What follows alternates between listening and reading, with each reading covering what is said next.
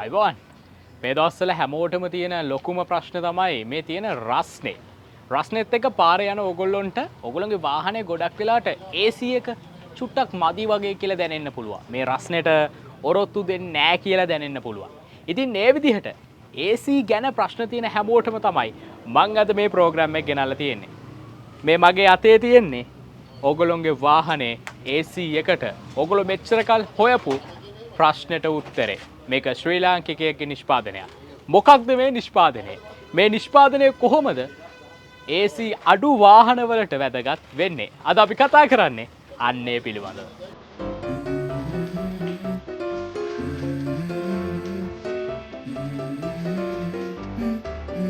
Let's go. I wake up to a little bit of drool on my pillow, feel like it's gonna be a bad day. Yeah, I'm tired of shit and the coffee ain't hit yet. Damn, ain't that ඔලියන් ඔටෝයේ ආදනේ Lakshmi මහත්මයා ඉන්නවට මාත් එක්ක අලුත්ම නිෂ්පාදනය ගැන කතා කරන්න. ලක්ෂ්මී මහත්මයා අපි මුලින්ම කතා කරමු මොකද්ද මේකට කියන නම? මේකට තමයි මිනි ජෙල් කූලර් එක. මිනි ජෙල් AC කූලර් එක. හරිය නවත නිෂ්පාදනය. ඔයාගේ නිෂ්පාදනය වෙන්නේ. එතකොට මේක සරලවම සරලවම මේක AC එකේ තියෙන කූල් එකට වැඩිය තව 150ක ප්‍රමාණයක වැඩිවීමක් වෙනවා මේ කූලර් එක හදලා. එතකොට සාමාන්‍යයෙන් දැන් මේ වගේ නිෂ්පාදනයක් ගත්තම මේක කියන්නේ ඔයාට මේක නිෂ්පාදනය කරන්න කොහොමද අදහස ආවේ? හැමදාම අපි කරන්නේ වාහන හදන එක විතරයි. කෑලි මාරු කරනවා හදනවා එච්චරයි කරන්නේ. ඒකට යන්නේ ප්‍රය හැමදාම එකම දේ ඉන්නේ බෑ. ඉතින් දැන් අලුත් වාහන වලට මේ ජෙල් කූලර් එකක් ඇවිල්ලා තියෙනවා වැගනාර වලට, හස්ක වලට එහෙම ජෙල් කූලර් එකක්.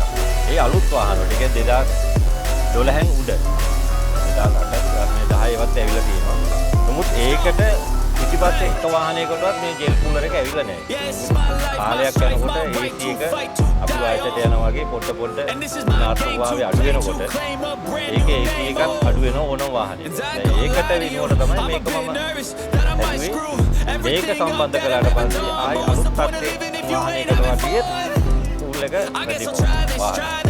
කතාව මේ විදිහට යද්දී ඔයගොල්ලන්ට හිතෙන්න පුළුවන් මේ කියන විදිහට කොහොමද මගේ තියෙන වාහනේ AC එක 150කින් වැඩි කරගන්නේ. මේ පාංගේ මේ ගැජට් එක තියලා කොහොමද 150කින් වැඩි කරගන්නේ? එතකොට මේ ගැජට් එක කොතනටද මේ කියන විදිහට සෙට් වෙන්නේ? ඒක ප්‍රශ්න ටිකක් එන්න පුළුවන්.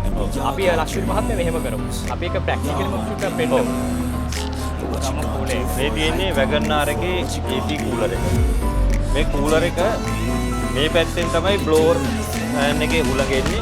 මේ පැත්තෙන් තමයි මේක සීතල වෙලා පිට වෙන්නේ. මම කරන්නේ මේ මිනි ජෙල් කූලර් එක මෙතෙන්ට සවි කරනවා.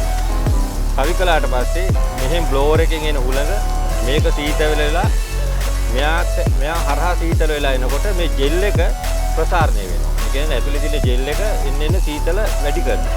මේ කූලර් එකේ සීතල ලැබුණාට පස්සේ ඊට පස්සේ මෙයාගෙනුයි මේ දෙන්නගෙම සීතල එනකොට මේ දෙකම මෙයා 100%යි මෙයා 150යි 150ක් වගේ ප්‍රමාණයක් වැඩි වෙනවා.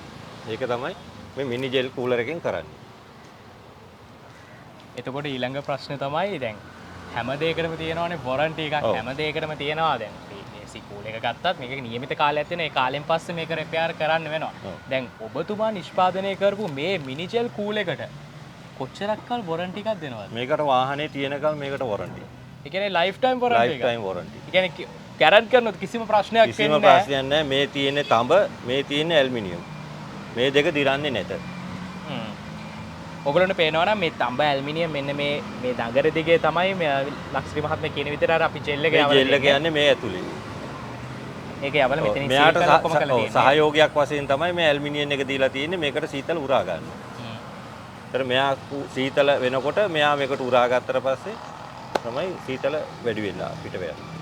ලක්ෂ්මී මහත්මයා දැන් මෙතනට කියන ඕනම වාහනයකට මේ උපාංගය සවි කරන්න පුළුවන්ද නැත්නම් වාහන කැටගරි වර්ගයක් තියනවද? වාහන කියන්නේ වෑන් කාර් ඕන එකකට එක මුදලකට තමයි මම නිෂ්පාදනය කළ දෙන්නේ. මේක ඉස්සෙල්ලාම සේවාවක් වශයෙන් හඳුන්වා දීමක් වශයෙන් මම මේක කරන්නේ මේ දේ හොඳ හින්දා. අනිත් අයටත් හොඳක් වෙන්න තමයි මම මේක සාමාන්‍ය දරන්න පුළුවන් මුදලකට මම මේක ලබා දෙන්නේ. බස් වලට වෙනස්. බස්වල ඒ කියන්නේ මේ තඹබට යන ප්‍රමාණය වැඩි හින්දා ඒක ඒ මුදලට දෙන්න බෑ. මේ තඹබට ටිකක් මිලයි. මේ තඹබටේ වුණත් තුනී එක නෙමෙයි මම ගන්න ගේජ් එක වැඩි හොඳ බටයක්. මේ බටේ ටිකක් මිලයි. නමුත් දරන්න පුළුවන් විදිහකට එපා මේක නිෂ්පාදනය කරන්න තව කෙනෙකුට. ඒ විදිහට තමයි මම මේක නිෂ්පාදනය කරලා දෙන්නේ. හරි. එහෙනම් අන්තිම වශයෙන් අපි කතා කරමු මේ වගේ උපාංගයක් සවි කරලා තියෙන AC එක ඔයා කියන විදිහට 50%කට වඩා වැඩි කර ගන්න පුළුවන්. ඔව්. සාමාන්‍යයෙන් දල වශයෙන් ඔව්. කොච්චර මුදලක් වැය වෙයිද මේ වැඩේට? මේ යුනිට් එක 9500යි. මේක අපි ගත්තොත් මේ වැගන්නාර් මොඩල් එකට ලක්ෂිරි මහත්මිය නිෂ්පාදනය කරලා තියෙන යුනිට් එක. ඔයගොල්ලෝ පේනවා ඉතින් මේ තියෙන ජපාන් ඇල්ටෝ එකට ලක්ෂිරි මහත්මිය නිෂ්පාදනය කරපු යුනිට් එක. මේ highest 113 dual AC DPT bus AC එකට එන එක. ටික අරන් එන්න. පොඩ්ඩක්. මේ තියෙන්නේ CR41 මේ KDH වෑන් එකට එන එක මේ ලීෆ් කාර් එකට එන එක අනික තව ඕනම වාහනයකට ඒ අවශ්‍ය මෙෂර්මන්ට් එකට මට හදලා පැය දෙකක් තුනක් ඇතුළත ලබා දෙන්න පුළුවන්. වැඩිම පැය 3යි යන්නේ ඕනම වාහනයකට මේක හදලා දෙන්න. මේ ටිකත් බලද්දි තමයි ආයේ හරියටම තේරෙන්නේ. දැන් අපි ගත්තොත් Nissan Leaf එකට තියෙද්දි මේ දඟරේ ටිකක් අර මහත වැඩි ගතියකුත් තියෙන. ඒකට මොකක් හරි හේතුවක් තියෙනවද? ඔව් මේකේ ප්‍රමාණ ලීෆ් එක පොඩ්ඩක් ඉලෙක්ට්‍රික් වාහනයක් ඉඳලා පොඩ්ඩක් වැඩි වෙන්න හදලා තියෙනවා. ආ ජෙල් එක වැඩිපුර වැඩිපුර යොදලා තියෙනවා. හරි හරි. සම්පූර්ණ ඉලෙක්ට්‍රික් නේ. Full electric එකකින්ද. KDH එක ගත්තත් මේ විදිහට තමයි තියෙන්නේ. ඒ විදිහට අපිට බලා ගන්න පුළුවන්. වාහනෙන් වාහනයට සයිස් වෙනස් වෙනවා. ඉතින් ඔන්න ඔයාගේ වාහනේ AC එක මේ දවස්වල රස්නෙත් එක්ක මදි නම් ඇඟට දැනෙනවා රස්නේ දැනෙනවා වැඩි නම් ඔයාට පුළුවන් මේ තැනට ගෙනල්ලා මෙන්න මේ විදිහට ඔයාගේ AC එක අලුත් එඩියා කරගන්න. අපි මතක් කරමුකෝ දල වශයෙන් මේ වැඩේ කරන්න කොපමණ මුදලක් විතර වැය වෙයිද?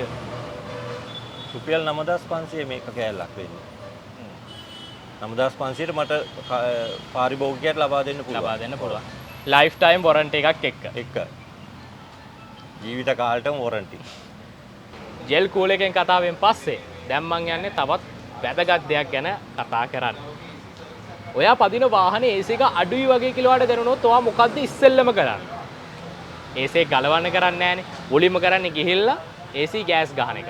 ලක්ෂිරි මහත්මයා ඇත්තටම මම පදින වාහනේ AC එක අඩුයි වගේ මට දැනුනොත් මං ඉස්සෙල්ලම කරන්න ඕන කියලා ගෑස් ගහන එකද? නෑ.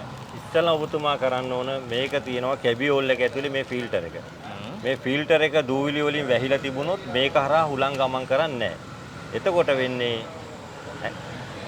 මේ හුලං කවුළු වලින් එන හුලඟ කොච්චර සීතල වුණත් ඇඟට වදින්න නැත්නම් අපිට දාඩිය පිට කරනවා වාහනේ ඇතුළේම. ඒ කියන්නේ මේක බ්ලොක්.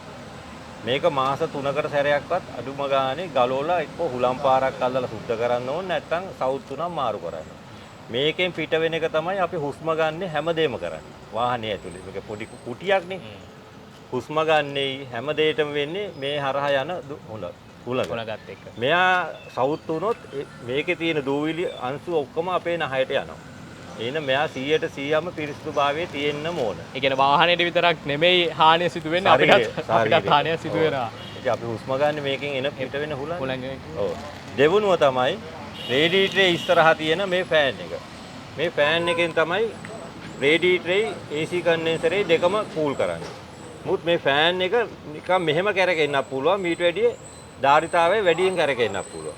සාමාන්‍ය මේ ෆෑන් එකක් RPM 750ට තමයි 750 900ක් අතර තමයි හරි ස්පීඩ් එකේ කැරකෙනවා නම් කැරකෙන්න ඕනේ. නමුත් දැන් ගොඩක් වාහනවල RPM 600ට 500ට තමයි බහැලා තියෙන්නේ. මොකද මේක ඇතුලේ බ්‍රෂ් ගෙවෙනවා ආමිටර් එක ගෙවෙනවා. ගෙවුනට පස්සේ මේ ෆෑන් එකේ තියෙන හරිම ධාරිතාවයෙන් මෙයා කැරකෙන්නේ නැහැ. එහෙම වුණාම දවල් කාලෙදී රස්නේ වෙලාවට මෙයා නිවෙන්නේ නැති වුණාම ෆෑන් එකෙන් හරි කුලම් පාර ඇතුළට අද ගන්න නැති වුණාම AC කන්ඩෙන්සරේ ලික්විඩ් එක මේ ඕවර්හීට් වෙනවා. ලික්විඩ් එක ඕවර්හීට් වුණාට පස්සේ තියෙන ගෑස් ප්‍රමාණය හරියට වැඩ කරන්නේ නැහැ. එක්ක කම්ප්‍රෙසරේට බර එනවා නැත්නම් AC කූල් එක ගොඩාක් අඩු වෙනවා. ඒ වෙලාවට වතුර ටිකක් ඉස්සොත් කන්ඩෙන්සරේට ආයි හොඳ කූල් එකක් අතුලට ලබා ගන්න පුළුවන්. తాවකාලිකයි. වතුර ටික වේලිච්චට පස්සේ ආපහු මේ දෙම වෙනවා. ඒක බලා ගන්න පුළුවන් ගෙදරදිම AC එක මදි වුණාම. ඒක තමයි බලන්න ඕන දෙවෙනි කාරණය. ඒ කියන්නේ අර AC එක මදි වගේ දැනුනේ ගම එකපාරට ගෙනහිල්ලා ගෑස් ගහන්න ඕනේ නෑ. මෙන්න මේ අපි කිව්ව කාරණා ටික මුලින්ම කරලා බලන්න. කරලා බලන්න. එතනිනුත් හරියන්නේ නැත්තම් තමයි අපි ඊළඟ මොකද්ද කියලා අපි යන්න ඕනේ. ඔව් මීටරේ දාලා බලන්න ඕනේ ගෑස් මදිද කම්ප්‍රෙසරේ ප්‍රෙෂර් එක මදිද තව බැලිය යුතු කාරණා ගොඩක් තියෙනවා. ඒ පැත්තට යන්න ඕනේ. හරි. දක්ෂිරි මහත්මයා ඔහොමම අපි විරාමයට යන්න කලින් අපි පොඩ්ඩක් මතක් කරමු AC එක පාවිච්චි කරද්දි මේක කොහොමද මේන්ටේන් කරන්න ඕන? මේන්ටේන් කරන්න කියන්නේ දැන් අලුත් වාහන නම් ලොකු කරන්න දෙයක් නැහැ. මුලින්ම කරන්න තියෙන්නේ මේ ෆිල්ටරේ සුද්ධ කිරීම සහ ඉස්සරහා රේඩියේටරේ වගේ තියෙනවා තව කන්ඩෙන්සර් එකක් ඉස්සරහා. ඒකේ කුණු බැඳුනහමත් ගොඩක් දුරට AC එක මදි වෙනවා. ඒක සාමාන්‍යයෙන් ගෙදර තියෙන සාමාන්‍ය ප්‍රෙෂර් වතුරෙන් හේදුවත් කමන්නේ නැහැ. හයි ප්‍රෙෂර් නම් අල්ලන්න එපා. ඒතොර ඒකේ තියෙන අර චූටි මේ ෆිල්ස් ටික නැවුණාට පස්සේ කොහොමත් උලඟ අදින්නේ නැහැ. ඒ දෙක පිරිසිදුභාවයෙන් හොතර තියෙනවා නම් AC එකේ අලුත් වාහන වල නම් ගොඩක්ම ලෙඩ දෙන්නේ නැහැ. පරණ වාහන වල ලෙඩ දෙන්නේ ගොඩක් දුරට මේ ෆෑන් එක. ඒවත් කාලේ හරි ෆෑන් ටික හොඳට චෙක් කරගෙන මේ ඇතුලේ කූලර් එකේ තත්ත්වය හොඳට බලාගෙන යනවා නම් කවදාකවත් AC එක ලේසියෙන් ලෙඩක් දෙන්නේ නැහැ. ලෙඩක් දෙන්න ලොකුම හේතුව තමයි මෙන්න මෙයා. මෙයා තමයි ඔක්කොම විනාශේ. මෙයා හරියට තියෙනවා. නෑ ලක්සිරි මහත්මයා අපි ඔන්න ඔයාගේ නිෂ්පාදනය ගැන කතා කරලා ඉවරයි. දැන් අපිට තියෙන ඊට පස්සේ තවත් විශේෂිතම දෙයක් කතා කරන්න. මේ AC යුනිට් එක ගැන කතා කරන්න. අපි විරාමයකින් අනතුරුව AC යුනිට් එක ගැන කතා කරමු.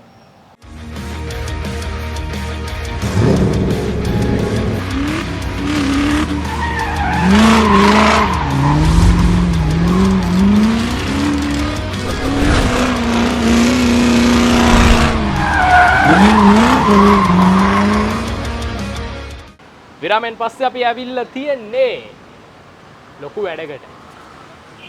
පේනවනේ ඉස්සරහා තියෙන බඩු ටික. අපි ගන් කතා කරන්න යන්නේ AC යුනිට් එකක් ගැන.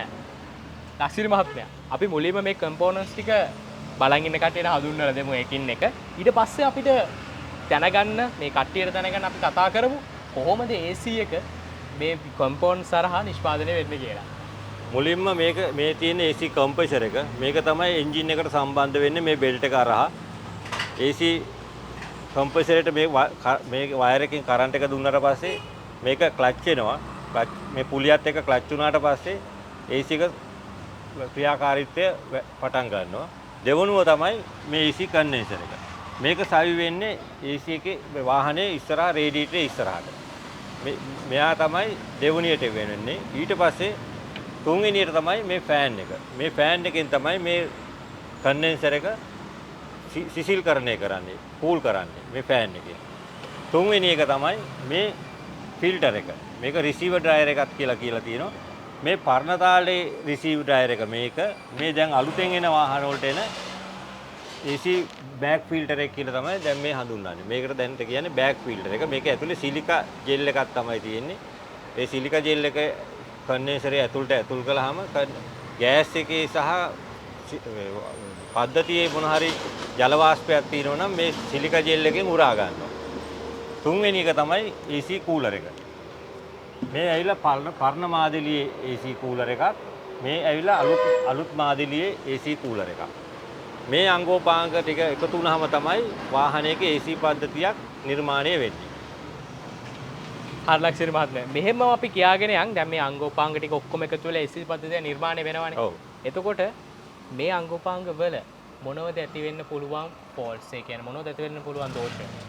පළවෙනි දෝෂේ තමයි මේ ෆෑන් එක. මේ ෆෑන් එක හරියට හරි RPM එකේ හරියට බලය අරගෙන වැඩ කරේ නැත්තම් මෙයා සිසිල් වෙන්නේ නැහැ. මෙයා සිසිල්ුන්නේ නැහැ කියන්නේ මේ කම්ප්‍රෙසරෙන් රත් වුනහම ගෑස් එක ලික්විඩ් වෙනවා.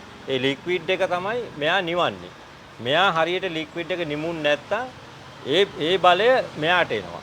මෙයා ඊට පස්සේ පීඩනය වැඩි වෙනවා. පීඩනය වැඩි වුණාට පස්සේ මෙයා බෙල්ට් එකෙන් කැරකෙන ප්‍රමාණය අවහිර වෙනවා. අවහිර වුණාට පස්සේ මේ බලය යනවා එන්ජින් එකට. එන්ජින් එක එතකොට දුර්වල වෙනවා. ඒ කියන්නේ එන්ජින් එකට බලය වැඩි වුණාම එන්ජින් එක කැරකෙන ප්‍රමාණය අඩු වෙනවා. එතකොට එතනින් තෙල් ප්‍රමාණයත් ඒ කියන්නේ තෙල් පිච්චෙන් තෙල් කරන්නේ නැහැ කියලා කියන්නේ. ඒ කියන්නේ එන්ජින් වලට බලය වැඩි වෙනවා. බලය වැඩි වෙන්න හේතුව තමයි මෙයාගේ පීඩනය වැඩි වීම. මෙයාගේ පීඩනය වැඩි වෙන්න හේතුව තමයි මෙයා නිවෙන්නේ නැති වුණා. මේ නිවෙන්නේ නැති හේතුව තමයි මේ ෆෑන් එක. එහෙම නැත්නම් මේ සිදුරු වලින් බලන්න මේ වෙයිලා 2000ට කලින් ආපු AC කන්ඩෙන්සරය පරණ මාදිලිය. මේ සිදුරු වලින් තමයි මේ ලික්විඩ් එකයි ඔයිල් එකයි ඔක්කොම ටික ගමන් කරන්නේ. මේ සිදුරු වලින්. ඊට පස්සේ මේ තියෙන්නේ 2000 වර්ෂයට පස්සේ ආපු AC කන්ඩෙන්සර් එකක්. යාලන්නේ මේ සිදුරු ප්‍රමාණය වැඩි වුණාට මේ සිදුරු හරිම කුඩායි.